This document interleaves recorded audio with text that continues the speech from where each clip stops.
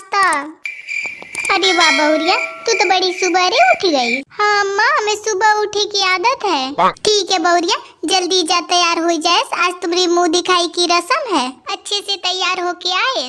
अरे हाँ अम्मा, आज तैयार होके आए कि सब कोई देखत ही रह जाए। अरे जीजी, तुम्हारी बहू तो बड़ी सुंदर है, लेकिन बहू तो सबकी सुंदर होती है। बहुरिया तो गुड़ो भरी होवे चाहिए। मोर बहुरिया गुड़ो भरी है, गुड़ो भरी सरु गुड़ संपन्न है। मोर बहुरिया लाखों में एक है।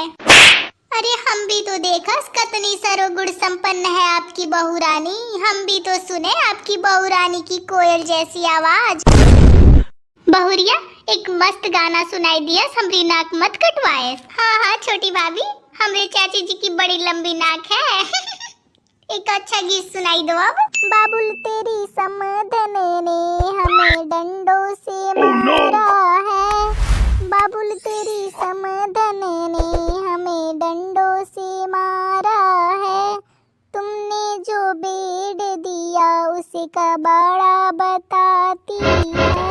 चैन से सोती है, खर्राटे लगाती है। बाबुल तेरी समधन ने हमें डंडों से मारा है। तुमने जो एसी दिया उसे डब्बा बताती है। दिन भर चलाती है, चुड़ैल ठंडी हवा खाती है। बाबुल तेरी समधन ने हमें डंडों से मारा है। तुमने जो गाड़ी दी है उसे खटारा बताती है।